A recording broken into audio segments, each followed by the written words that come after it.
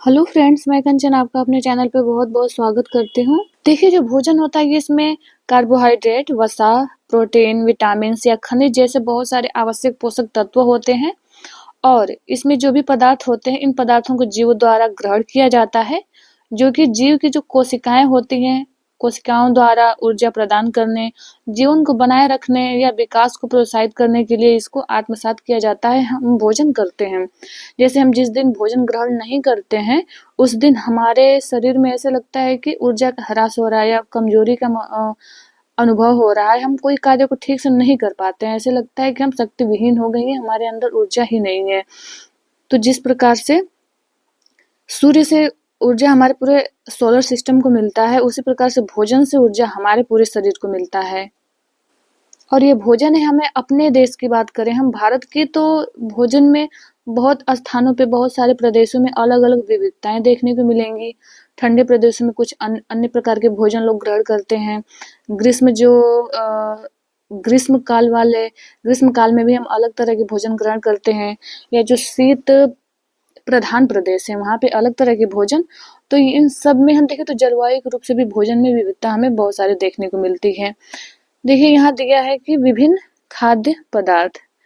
तो खाद्य पदार्थ हमें भोजन बहुत सारे प्रकार से मिलता है, इसमें बहुत विविधता देखने को मिलेगी। जैसे देखिए यहाँ पे नीचे दिया है, जैसे यहाँ पे एक क्रियाकलाप एक दिया हुआ है, समझाने का प्रयास किया है। इसमें दिया है कि विद्यालय में अपने दोस्तों से उन खाद्य पदार्थों की जानकारी प्राप्त कीजिए जो वे पूरे दिन में खाते हैं। यदि वे विभिन्न राज्यों के रहने वाले हों, तो उनसे भी यह जानकारी प्राप्त करने का प्रयास कीजिए। और अपने नोटबुक में इसे क्या करिए, यथासंभव अधिक से अधिक दोस्तों द्वारा खाए जाने वाले विभिन्न खाद्य पदार्थों की जानकारी प्राप्त उनकी सूची बनाइए, जैसे यहाँ पे दिया हुआ है। तो देखिए, ये यहाँ पे ये बताने का प्रयास किया जा रहा है इस क्रियाकलाप के द्वारा कि जितने भी हमारे राज्य हैं, उनमें जो भी वहाँ की भौगोलिक विशेषताएँ हैं, जलवायु की विशेषताएँ हैं, उन विशेषताओं के आधार पे भी हमारा जो भोजन है, उसमें विविधता देखने को मिलेगी। देखिए, यहाँ के विभिन्न खाद्य पदार्थों की विविधता तो सब लोग समझते हैं, या उनके जीवन में, या कोई एक बच्चा हो या एक वयस्क व्यक्ति हो, उनके भोजन में यदि विविधता न हो, तो वो फिर एक ही भोजन को बार-बार वो ग्रहण करने में वो उनको अच्छा नहीं लगता है। वो सोचते हैं कि हर टाइम हमें एक नया व्यंजन मिले, एक नए प्रकार का भोजन मिले, ताकि वो अच्छे से खा सकें और प्रसन्नता से उसे ग्रहण कर सकें। आगे देखिए, यहाँ पे इसमें देखिए एक संगठक की बात किया है ना, संगठक या क्या है, भोजन में संगठकों का क्या महत्व है। यानी देखिए यहाँ दिया है कि हम अपने भोजन में अनेक प्रकार की चीजें खाते हैं। खाने की ये सभी चीजें किससे बनी हैं? पके चावल के बारे में सोचो, तो हम कच्चा चावल लेते हैं, उसे पानी में उबालते हैं। इसे तैयार करने में हमें 2 पदार्थों या संघटकों की आवश्यकता होती है। यानी एक भोजन बनाने में जिन-जिन तत्वों की, जिन-जिन कारकों की हमें आवश्यकता पड़ती है, उसे हम संघटक के रूप में शामिल करते हैं, भोजन के संघटक। यानी हम चावल बना रहे हैं तो सिर्फ 2 संघटक लग रहे हैं इसमें, चावल और पानी। दाल बनाएँगे तो हमें क्या-क्या लगेगा उसमें, दाल हो गया, पानी हो गया, नमक हो गया, हल्दी हो गया, इतने संघटक की आवश्यकता पड़ रही है। ऐसे इसी प्रकार के हम और विशेष प्रकार के व्यंजन बनाते हैं, विशेष प्रकार के भोजन तैयार करते हैं, तो उसमें और देखेंगे कि उनकी संघटकों की जो मात्रा है वो बढ़ती जाएगी। आगे दिया है इसमें कि दूसरी ओर कुछ भोजन तैयार करने में हमें कई संघटकों की आवश्यकता पड़ती है। यदि रोटी बना रहे हैं तो रोटी में भी 2 संघटक लगेंगे, आपका आटा हो गया, पानी हो गया।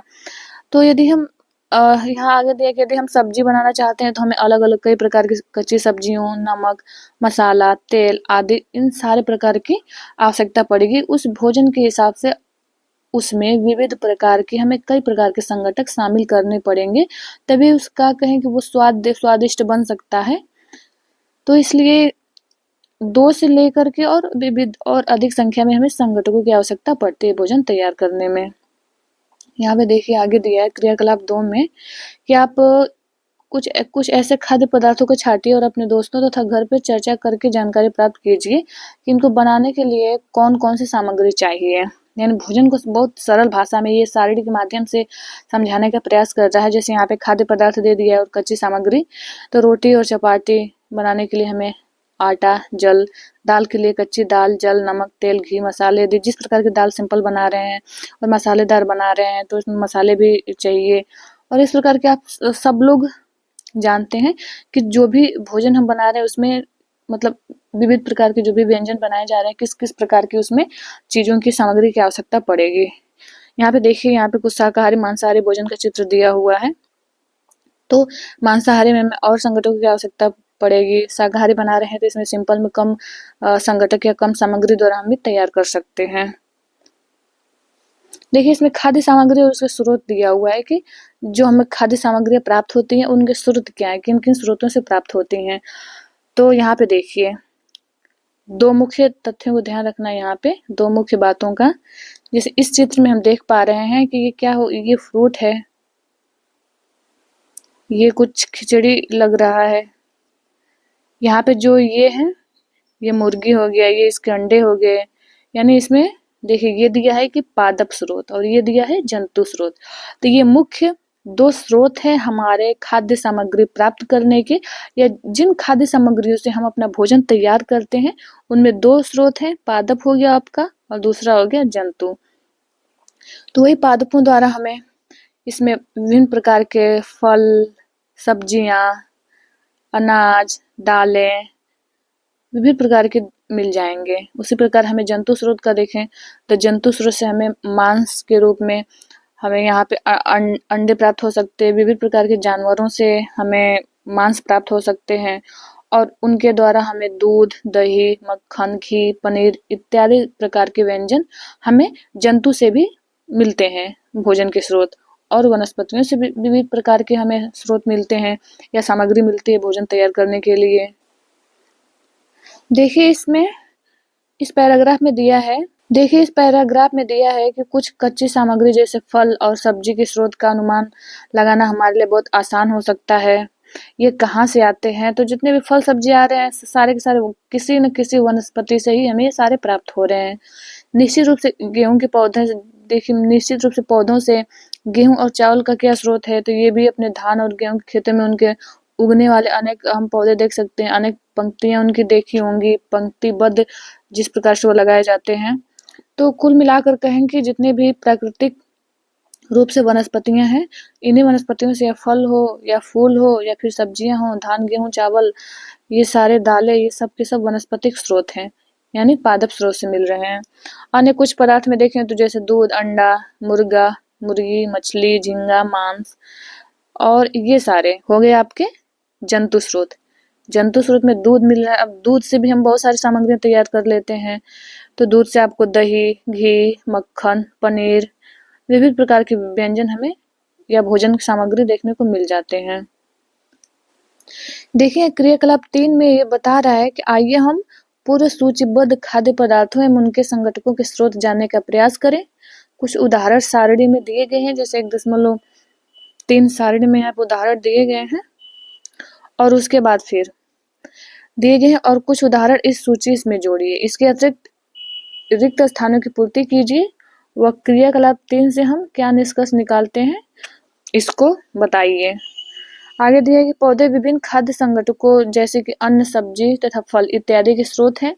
जंतुओं से हमें दूध, मांस, अंडे तथा अन्य जांतव उत्पाद यानी जंतुओं से उत्पाद मिलने वाले हो गए प्राप्त होते हैं। और गाय, बकरी, भैंस दूध देने वाले कुछ सामान्य पशु हैं। दूध एवं विभिन्न दुग्ध उत्पाद जैसे कि मक्खन, क्रीम और आगे दिया है कि घी, पनीर, दही का उपयोग संसार के प्रत्येक क्षेत्र में किया जाता है। और फिर आगे दिया है कि आप कुछ अन्य जंतुओं के नाम बता सकते हैं जो हमें दूध देते हैं। तो मुख्यतः देखिए, यहाँ पे दिया हुआ है कि दूध देने के जानवरों में नाम दिया था अभी गाय, बकरी, भैंस। इसके अलावा भेड़ से भी निकाला जाता है दूध, या फिर रेगिस्तानी एरिया में देखा जाए तो ऊंट से भी दूध प्राप्त किया जाता है।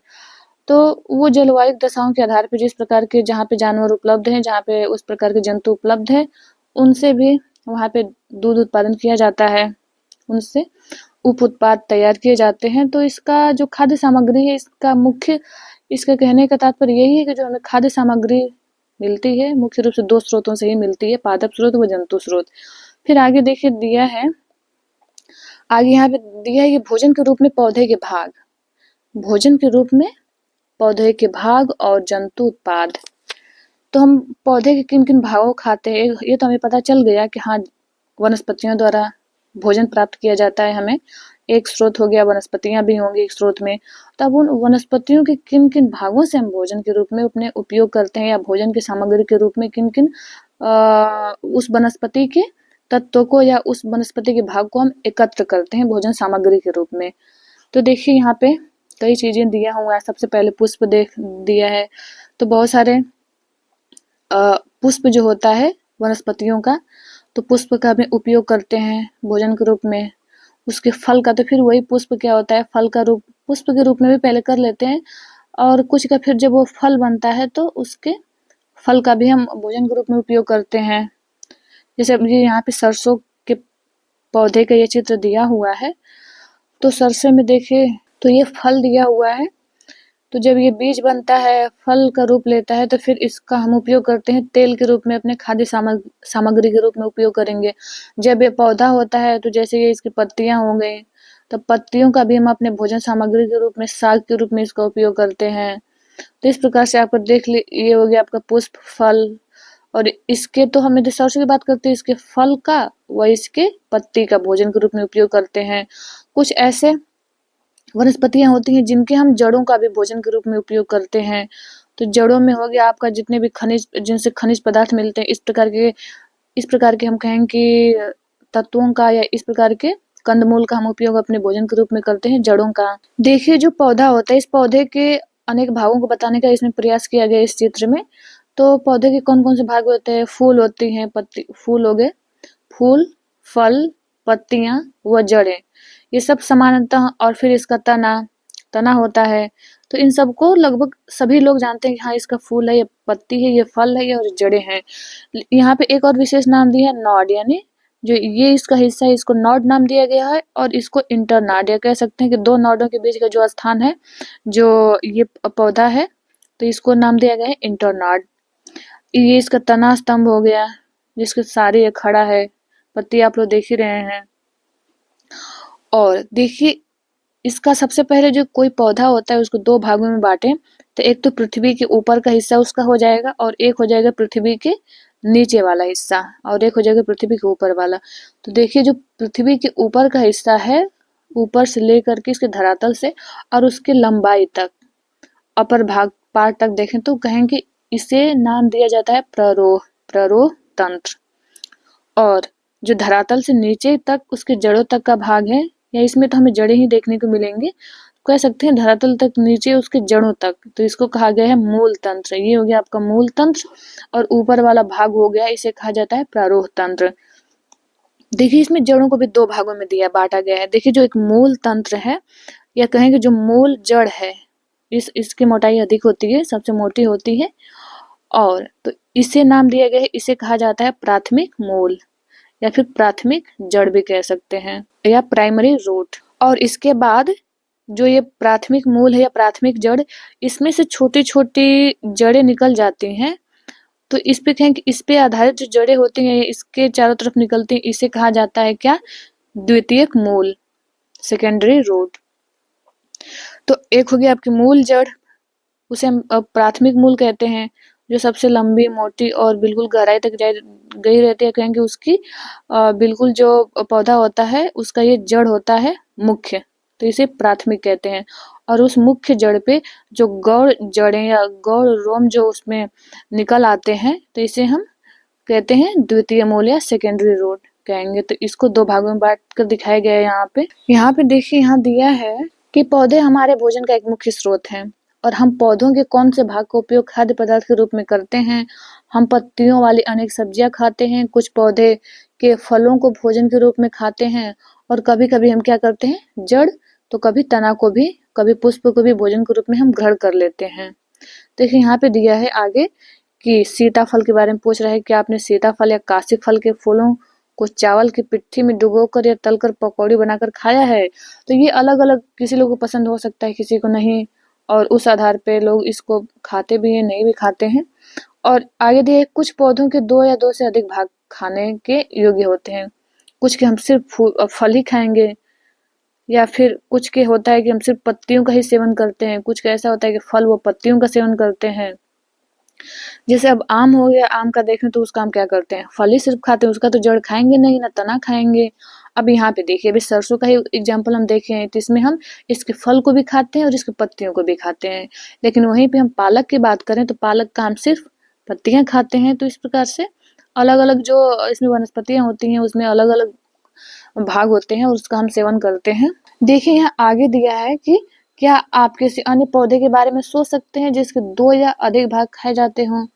तो जिस प्रकार से सरसों हो गया उस प्रकार से हम चना भी देख सकते हैं, मटर भी देख सकते हैं। जब छोटा रहता है उसके पत्तियों का साग बनाते हैं, फिर बड़ा होता है फल देता है तो उसका भी हम उपयोग करते हैं। देखिए आगे देखते हैं, यहाँ दिया कि सारणी 1-3 में सूचीबद्ध सभी खाद्य सामग्री में से उन संगठकों को छांटिए जिनका मुख्य स्रोत पौधे हों। ये पौधे किन किन भागों से प्राप्त होते हैं, इन खाद्य पदार्थों और पौधों के भागों को सारणी 1.4 के अनुसार सूचीबद्ध कीजिए। देखिए यहाँ सूचीबद्ध करने के लिए दे रहा है, जैसे खाद्य सामग्री, जैसे बैगन का भरता हम बनाते हैं तो संगठक इसमें क्या क्या लगते हैं, जैसे बैगन लगेगा, मिर्च मसाले लगेंगे, तेल लगेगा, मूंगफली, सरसों, सोयाबीन, किसी भी चीज का हम तेल उपयोग कर सकते हैं। और पौधे का भाग जो हमें संगठक देता है, कौन देता है, तो फल, फल को खाते हैं। और जैसे जैसे बैगन हो गया तो फल से ही तैयार होता है, मिर्च जो निकल रहा है वो उस पौधे के जो फूल है, फूल से फिर फल बनता है तो वो फल ही होता है, हम फूल तो खाते नहीं है, बैंगन का भी फल ही खाते हैं।